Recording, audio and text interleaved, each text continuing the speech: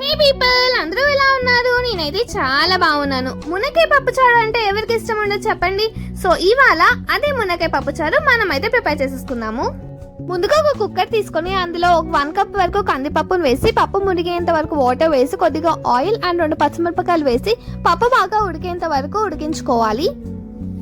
And 50 grams చింతపండును కూడా నానబెట్టుకొని పక్కకు పెట్టుకోండి.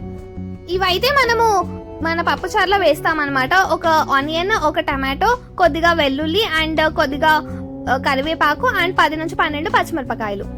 సో ఒక పెద్ద గుండి లాంటిది ఏదైనా పెట్టేసుకోండి. అందులో ఆయిల్ వేసేసి ఆయిల్ బాగా వేడి అయిన తర్వాత అందులోనే 1 టీ స్పూన్ జీలకర్ర, 1 టీ స్పూన్ ఆవాలు కూడా వేసేసి చిట్టుపెట్టలాడిన తర్వాత ఒక 5 నుంచి 6 వెల్లుల్లిని కూడా దంచి వేసుకోండి. తర్వాత అవి కూడా ఫ్రై అయిన తర్వాత 10 నుంచి 12 మనము చీల్చి పెట్టుకున్న పచ్చిమిరపకాయలు ఉన్నాయి కదా, అవి కూడా వేసేసి బాగా ఫ్రై అయిన తర్వాత మీ దగ్గర చిన్న ఉల్లిపాయలు ఉంటే అవి వేసుకోండి, లేకపోతే పెద్ద ఉల్లిపాయలని ఇలా కట్ చేసుకొని ఒకటైతే సరిపోతుంది, అది వేసేసి అండ్ కరివేపాకును కూడా వేసేసి బాగా అయితే ఫ్రై చేసేసుకోండి.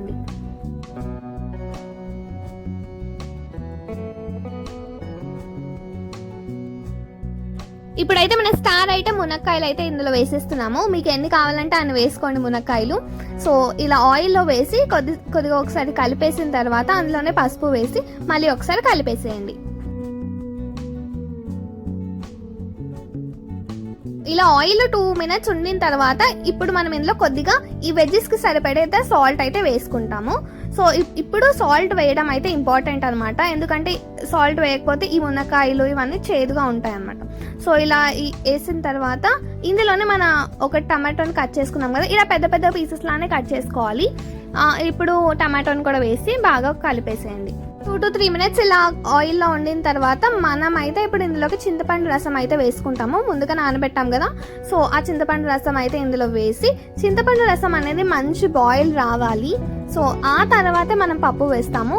సో ఇప్పుడు చింతపండు రసం కూడా మంచిగా బాయిల్ అయ్యేంత వరకు మంచిగా మరగనిచ్చిన తర్వాత ఈలోపు మనము కుక్కర్లో ఉడికించాం కదా, ఆ పప్పును తీసి మెత్తగా మెదుపుకోండి. చాలా ఫైన్గా ఉండాలి. మీకు వీలైతే మిక్సీ కూడా వేసేసేయండి. సో పప్పు అయితే మంచిగా పప్పు గుత్తితో మెత్తగా మెదిపిన తర్వాత ఇలా చింతపండు రసం బాయిల్ అయిన తర్వాతే మీ పప్పునైతే ఇందులో యాడ్ చేసేసుకోండి.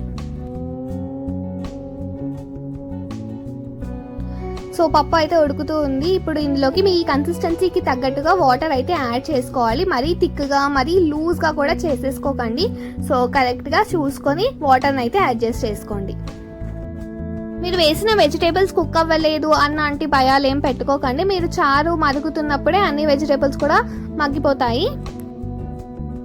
ఇప్పుడు మీ టేస్ట్కి తగ్గట్టుగా ఇందులో సాల్ట్, ఇంకా మరిగేటప్పుడే కొద్దిగా కొత్తిమీరను కూడా వేసి బాగా మరిగించండి.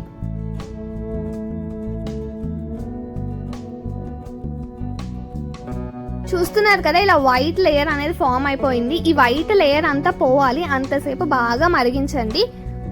నేనైతే సాటర్డేస్ ఆర్ మెంట్ ఫర్ పప్పుచారు అని అంటాను. మా మమ్మీ చిన్నగా ఉన్నప్పుడు సాటర్డే రాగానే పప్పుచారు పెట్టి వేడివేడి అన్నంలో వేడివేడి పప్పుచారు వేసి తినిపించేవారంట.